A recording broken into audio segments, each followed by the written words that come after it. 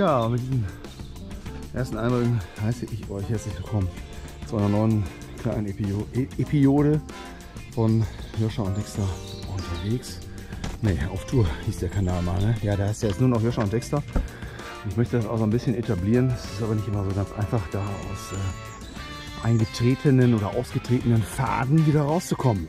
Ja, wo sind wir hier? Wir sind hier an einer weiteren Richtfunkstation von der Bundeswehr. Und zwar ist das hier Rotenberge bei Wettringen. Ich gebe euch dazu auch wieder unten in die Videobeschreibung, gebe ich euch einen Link. Irgendwer wird darüber was geschrieben haben. Die ganzen technischen Sachen sind mir jetzt an dieser Stelle nicht bekannt. Ich habe da ja in Schwagsdorf auch recht wenig drüber rausgefunden, deshalb auch der Link dort in der Videobeschreibung. Wir gucken uns jetzt hier die ganze Geschichte mal an, denn ja, hier wurde dieser Fernmeldeturm, der wurde hier demontiert vor ein paar Wochen und der lag da vorne noch. Jetzt habe ich gedacht, vielleicht liegt der da auch noch, vielleicht ist er noch nicht abtransportiert worden. Ja, das war jetzt leider doof, da war ich zu spät, der liegt da nicht mehr. Den hätte ich euch nämlich sehr gerne mal eben gefilmt. Aber den Rest des Geländes und was sich darauf befindet, das schauen wir uns jetzt mal an. Denn es ist ja auch kein Problem, das zu tun. Ja, allein das Eingangstor hier mit diesem Estrad da oben drauf sieht einfach klasse aus. Da hat man irgendwie so eine Draht- oder so eine Metallunterkonstruktion gemacht, so dass man den Draht da oben entsprechend fixieren konnte, dass er da auch drauf gehalten wurde. Habe ich ja, so, glaube ich, auch noch nicht gesehen. Ist aller Wahrscheinlichkeit nach so eine Individuallösung, ne, die halt hier gut gepasst hat. Ja, so, jetzt sind wir auch schon auf dem Innenhof. Also ein fantastisches Gelände. Könnte mir auch gefallen. Hier stand mal was.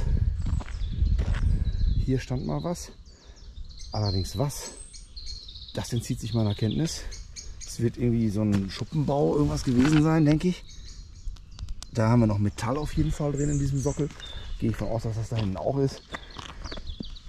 Vielleicht waren das auch Unterstellmöglichkeiten für Kfz. Das mag auch durchaus möglich sein. Hier vorne haben wir noch wieder irgendeine Art von Auslass. Warte mal eben.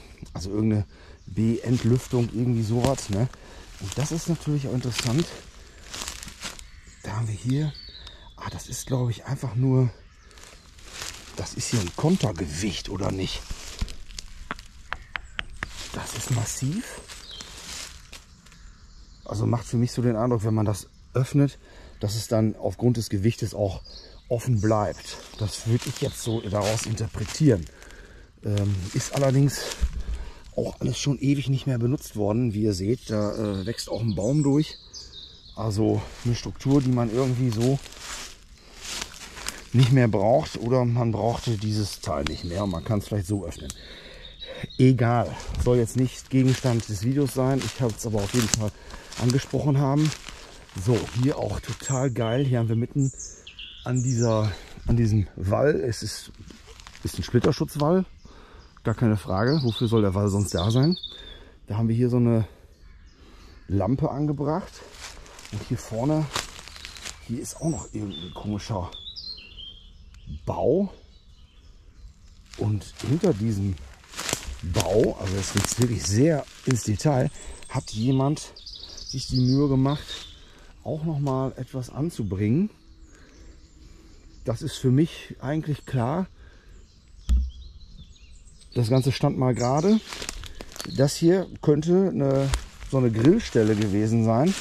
Und hier oben haben wir dann so eine Durchführung, wo man dann hier das Grilldingen, den Grillrost mit nivellieren konnte. Das ist natürlich einfach geil, einfach geil. Und hier haben wir dann auch noch mal so eine Lampe. So, jetzt gehen wir aber aus dieser Kleinststruktur hier mal raus. Wir befinden uns jetzt hier schon wieder an den, ja, wie gesagt, weiß ich nicht, ne? Irgendwie Schuppen, Garagen, irgendwas wird das gewesen sein. Gehen wir mal raus. Und dann haben wir hier noch eine weitere Struktur. Alles hier mit diesen Eternitplatten, das ist ja mutmaßlich auch alles asbestbelastet. Wir haben einen Ablauf da drin und wir haben halt so eine Art Betonbecken. Was wurde hier drin gelagert? Fragezeichen. Da kann ich auch wieder nur die Zuschauer bitten, wenn ihr da eine Ahnung habt, schreibt das bitte in die Kommentare. Das würde mich doch alles sehr interessieren. Hier auch, ach, guck mal an.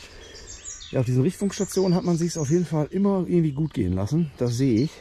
Hier haben wir nämlich auch noch mal schön einen Teich angelegt, der natürlich irgendwann auch mal einen Fischbesatz hatte, sonst macht das ja irgendwie auch keinen Sinn. So. Das ist wirklich klasse hier. Da unten geht es in den Schutzraum. Kümmern wir uns gleich drum, denn wir haben hier zur Linken auch noch eine Treppe, die hier nach oben führt. Da gucken wir jetzt auch mal eben nach. Hier oben ist auch noch wieder so ein Lüftung von irgendetwas. Das befindet sich entsprechend hier als auch da vorne. Und wir hatten ja hier diesen großen Mast stehen. Der wurde abgespannt durch dicke Stahlseile. Da filme ich euch jetzt mal eben stellvertretend für die anderen Sockel einen. Der ist nämlich hier vorne, habe ich gerade gesehen. Damit wir das mal eben kurz aufgenommen haben. Die anderen spare ich nicht. Ich nehme an, dass das 4 Stück insgesamt sind. Und so sieht die Geschichte dann aus. Also auch ein cooles Bauwerk. Hier unten drunter, das ist auch alles noch Beton. Ja, ein Widerlager halt für diese Abspannseile für den Sendemast. So, hier vorne haben wir auf der Ecke also Zaun. Und hier haben wir dann einen Lichtmast, der das Ganze ausgeleuchtet hat. Ja, wir gehen hier auf jeden Fall wieder rein jetzt zum Gebäude. Ich schaue mal, ob ich hier so ein One-Take draus mache. Könnte sein. Machen wir einfach einen kompletten Rundgang hier. Nehme ich euch da komplett mit. Schauen wir mal eben nach. Ja, so. Jetzt müssen wir natürlich einmal hier gucken. Diese Splitterschutz Blendläden. So, das ist zu, da kann man nichts machen. Da oben könnte man noch mit der Feuerleiter entsprechend aufs Dach gehen. Ja, hier ist schon mal eine Lüftung. Und hier unten, oh, hier wimmelt es vor Viechern. So, die Tür ist nicht ganz zu, ist aber mit einem Schloss verschlossen. Da kann man also auch jetzt nichts weiter machen. Deshalb gehen wir hier auch schon wieder raus. Gehen mal hier weiter ums Gebäude herum. Was wir hier noch haben, kann ich jetzt gerade nicht zuordnen auf die Schnelle. Hier ist auch noch mal wieder die Lüftung, ist entsprechend auch versplitterschutzt. Oh, das ist cool. Das ist der Notstromraum. Schön, dass hier eine Bezeichnung dran steht. Und hier oben, wenn das dann ausgelöst hat, hätte man sogar noch eine Signalanzeige, dass das entsprechend CO2 geflutet ist. Sehr, sehr cool. Ich lasse das zu. Ne? Ihr wisst, dass ich nicht der Heini bin, der ständig alles aufreißen muss.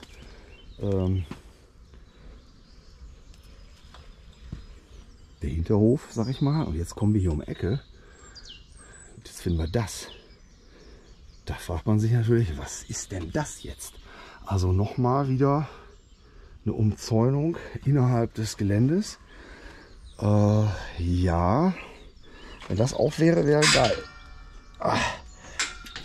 Nee, ist leider nicht auf. Aber wir sehen trotzdem Dinge. Da vorne haben wir so einen Sockel mit einer Klappe drüber. Das könnte der Notausstieg für den Bunker sein. Muss aber nicht. Allgemein haben wir hier recht viel Technik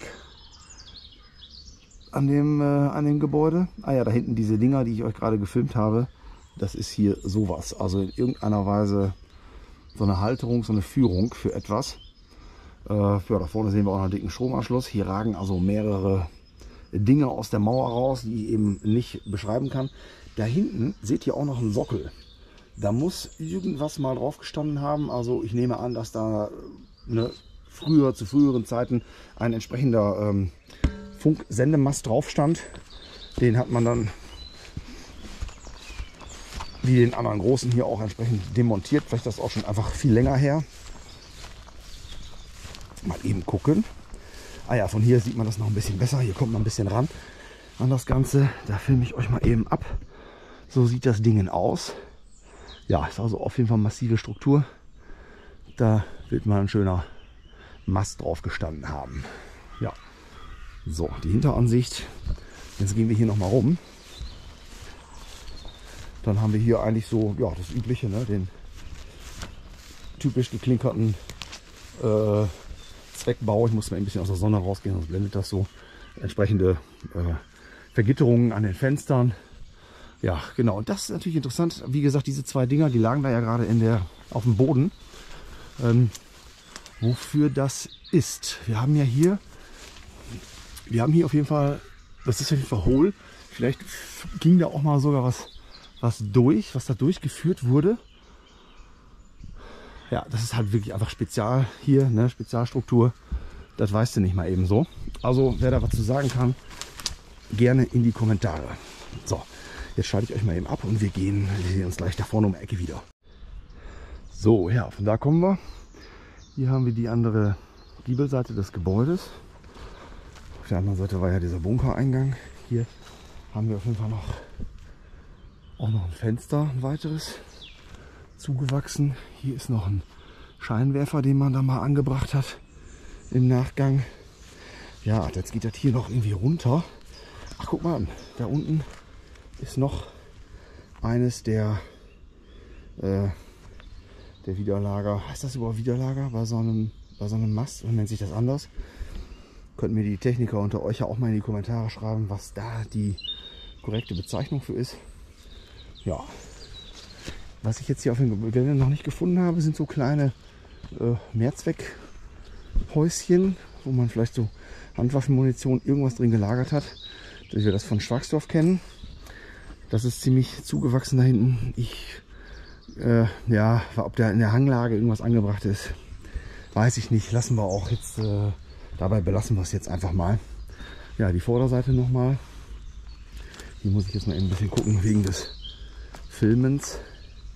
Ja, hier sind halt irgendwelche Dinge stehen hier rum. Was das da ist, keine Ahnung.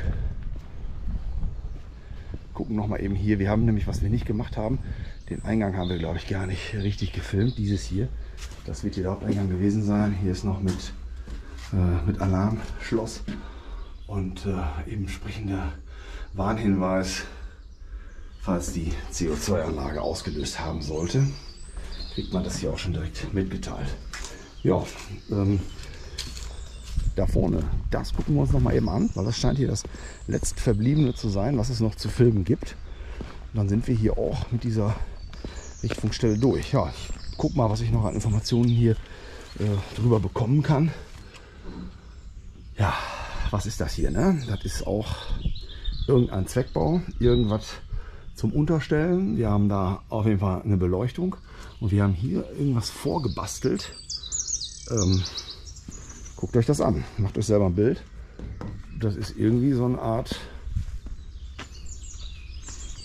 letzten Endes eigentlich nur ein Sichtschutz, ne? Weil das ist hier das Original Zeug. Was steht hinter solchen Gebäuden? Was steht dahinter? Das ist auch eine interessante Geschichte. Ja, mittlerweile sieht das hier so aus, als wenn hier jemand mal irgendwie auch Viecher drin gehalten hätte. Also, ja. Und so sieht es dann letzten Endes von innen aus. Gut, was wir hier erkennen können ist, hier war auf jeden Fall, hier war mal was angebracht. Das war wahrscheinlich davor, zu der vorherigen Zeit, nehme ich an. Und dann hat man das ausgebaut und hat dann entsprechend dieses Konstrukt da vorne angebracht und hier so einen Sichtschutzzaun hingebaut. Also interessant. Interessant alle Male. Ob das jetzt von der Bundeswehr so irgendwann mal gebaut wurde oder ob das irgendjemand, ich weiß auch nicht, seit wann die Bundeswehr hier aus dem Gebäude raus ist. Das entzieht sich jetzt auch meiner Kenntnis. Vielleicht könnte uns das noch irgendwie hilfreich sein, aber ich glaube nicht, dass das zwischendurch mal irgendwie in privater Hand war. Also dieser Individualbau hier, das wäre schon auch eine interessante Sache zu erfahren, was das war. Und hier haben wir eine dieser fantastischen Laternen, Oldschool-Laterne. Ja, und ein letzten Schwenk noch über das Gebäude. Und ja, mit diesen Eindrücken verabschiede ich mich nun. Hoffe, euch hat das hier gefallen. Ich fand das hier sehr spannend. Kleines Teil, aber cool. Und ja, so ein Gelände, wenn du sowas hast, ja, musst du es wahrscheinlich erstmal kernsanieren aufgrund des Daches. Ich nehme an, dass das alles asbestbelastet ist, dass das eigentlich auch irgendwie mal getauscht gehört. Weiß ich aber auch nicht, wie das ist bei solchen Bauten.